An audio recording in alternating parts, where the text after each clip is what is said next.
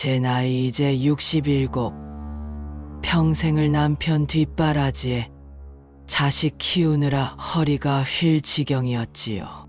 남편을 19년 전에 먼저 하늘나라에 보내고 애지중지 키워낸 아들이 모나지 않고 잘 자라주었습니다. 이제는 남들처럼 손주 재롱 보며 살 날만 손꼽아 기다렸는데 이놈의 며느리는 도통 아이 가질 생각이 없나 봅니다. 어머니, 자꾸 아이 얘기하지 마세요. 저희는 아직 아이 낳을 생각이 없어요. 그렇게 말하며 제 눈앞에서 매일 피임약을 챙겨 먹는 며느리, 정말이지 속에서 천불이 났었지요. 남들은 다 예쁘고 고운 며느리 얻어 손주 보며 행복하게 사는데 저는 이게 뭔가 싶고 분해서 밤마다 잠을 설쳤습니다.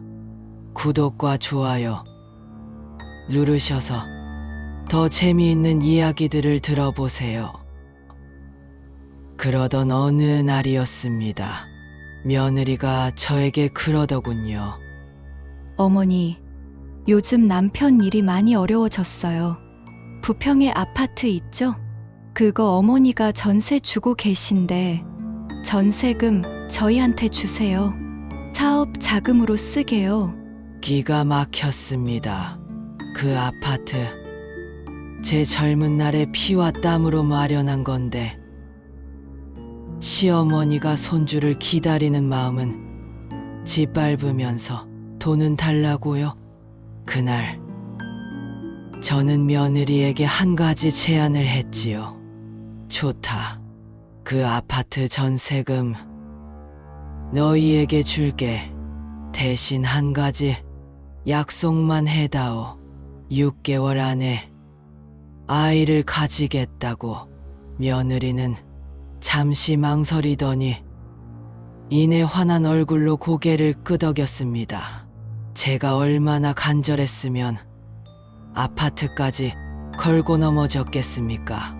그저 손주가 보고 싶어서 우리 아들 닮은 손주 안아보는 게 소원이라서 그랬던 겁니다. 하지만 시간이 흘러도 며느리는 감감무소식이었습니다. 6개월이 다 되어갈 무렵 며느리가 저에게 와서 묻더군요. 어머니, 이제 곧 6개월인데 아파트 전세금은 언제 주실 거예요? 그때 저는 며느리 앞에서 가볍게 웃었습니다. 아가, 내가 언제 그 아파트 전세금을 준다고 했니? 6개월 안에 아이를 가지면 그때 준다고 했지.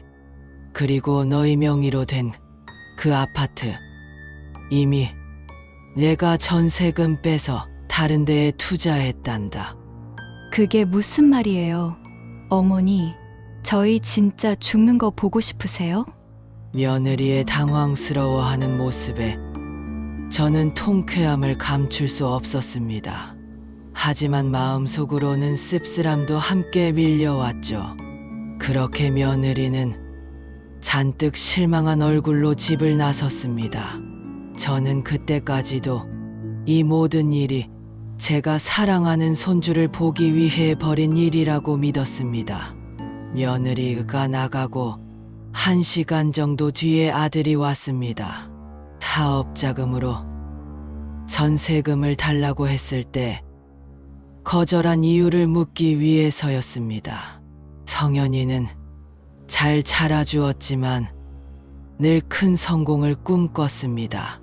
저는 그런 아들이 개견하면서도 한편으로는 불안했습니다. 이 아파트 전세금은 저와 아들의 마지막 보루이니까요. 엄마는 왜 나를 못 믿어줘? 내가 얼마나 노력했는데.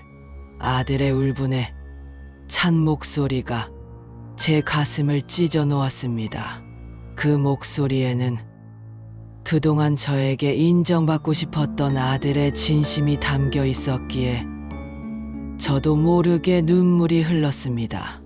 하지만 저는 흔들릴 수 없었습니다.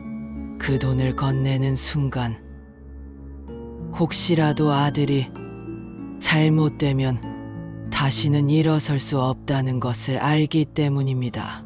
성현아, 엄마가 너를 못 믿는 게 아니야. 다만 이 돈은 너를 위해서도 나를 위해서도 지켜야 하는 거야. 이 돈은 엄마가 너에게 줄 수 있는 마지막 사랑이자 최소한의 안전장치란다. 이내 아들의 표정이 굳어지더니 말없이 고개를 숙이고 한참을 가만히 있다가 밖으로 나갔습니다.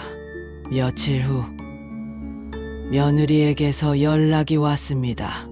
어머니, 제가 마음 상하게 해드린 것 같아요. 오랜만에 같이 식사해요. 제가 맛있는 곳 예약했어요. 어색하지만 반가운 마음에 며느리가 보낸 주소로 향했습니다. 고급스러운 한정식 집의 별실. 며느리는 평소와 달리 싹싹한 태도로 저를 맞이했죠. 그때였습니다. 낯선 남자 2명이 별실로 들어왔습니다. 어머니, 죄송해요. 그런데 제가 급한 일이 생겨서요. 이분들이랑 먼저 이야기 나누고 계세요. 불안함이 엄습했습니다. 며느리는 저를 남겨둔 채 황급히 자리를 떴고 저는 난생 처음 보는 남자들 앞에 홀로 남겨졌죠. 어르신, 돈 받으러 왔어요. 방금 나가신 분이 이쪽에서 받으면 되다고 하네요. 알고 보니 며느리가 지인의 빚을 떠넘겨 받고 그 빚을 저에게 덮어 씌울 생각이었던 겁니다. 지금 돈 안 주시면 집에 못 가요. 경찰에 신고하셔도 소용없어요. 경찰이 저희를 찾을 수 없거니와 할머니도 찾을 수 없을 거거든요. 빚쟁이들의 으름장에 머릿속이 새하얘졌습니다. 하지만 저는 평생 남편과 자식 뒷바라지하며 숱한 풍파를 겪어온 사람. 절대로 이렇게 당하고 있을 수만은 없었습니다. 젊은이들, 잠시만 기다려보게. 나는 돈을 줄 수 없는 상황이고 당신들도 돈을 못 받으면 이 노인네를 끌고 가려면 힘들지 않겠나. 이 노인네를 데려가 봐야 돈 될 것도 없을 거야. 저는 되도 않은 이야기를 계속하며 이 위기를 넘길 생각이 낫기를 간절히 바라며 계속 말을 이어갔습니다. 이왕 음식 나온 거 먹고 가지 않겠나? 먹고 나면 순순히 따라갈 테니 괜히 실랑이 할 필요는 없지 않은가? 빚쟁이들은 머뭇머뭇하더니 다시 협박하기 시작했습니다. 시간 없어요. 빨리 받을 거 받고 끝내시죠. 순간 머릿속이 복잡해지며 말문이 막혔습니다. 지나간 제 인생을 되돌아보게 되더군요. 왜 나는 억척같이 살았을까? 왜 나는 바보처럼 자식만 바라보고 있었을까? 제 삶이 한없이 초라하게 느껴졌습니다. 그 순간 사이렌 소리가 울리며 경찰이들이 도착했습니다. 무슨 일입니까? 괜찮으십니까? 며느리를 만날 때 낯선 남자들이 들어온 순간 뭔가 잘못됨을 느끼고 112에 전화를 걸어 지금까지의 대화를 들을 수 있게 핸드폰을 켜둔 상태였습니다. 상황을 인지한 경찰들이 다행히 늦지 않게 도착해 주었습니다. 그 빚쟁이들은 사실은 며느리가 섭외한 아르바이트였고 저는 매우 분노했습니다. 몸이 덜덜 떨리며 숨조차 제대로 쉬어지지 않더군요. 도저히 며느리를 용서할 수 없었습니다. 한 달 후 이야기 좀 하자며 아들 내외를 불렀습니다. 어머니, 정말 죄송해요. 저는 그렇게 하면 돈을 주실 줄 알았어요. 며느리가 눈물을 흘리며 용서를 구했습니다. 새삼 내가 너무 모질게 굴지 않았나 생각이 들 정도로 오열하더군요. 아가, 세상은 할 수 있는 것과 하면 안 되는 것이 있는 거란다. 이제라도 알아주면 고맙겠구나. 제가 잘못은 뉘우치고 돈을 욕심내지 말라는 말을 한 그 순간 며느리의 표정이 바뀌며 갑자기 소리를 지르기 시작했습니다. 어떻게 저희한테 이러실 수가 있으세요? 그동안 어머니를 모시며 살아왔는데 이렇게 모질게 구셔야겠어요? 청현이는 당신 아들이에요. 당신이 배 아파서 낳은 아들이라고요. 그날 이후 저는 며느리를 만나지 않았습니다. 오히려 며느리가 저에게 찾아와 눈물을 흘리며 용서를 구했죠. 아파트도 아들도 모두 잃었지만 저는 오히려 평온함을 찾았습니다. 물론 며느리와의 관계는 예전으로 돌아갈 수 없었지만 저는 그 아이들을 위해 제 마음에서 떠나보내기로 했습니다. 제가 진짜 원했던 것은 손주가 아니라 행복한 가정을 꾸리는 아들의 모습이었다는 것을 깨달았기 때문이죠. 여러분들은 어떻게 이 이야기를 어떻게 들으셨는지 모르겠습니다.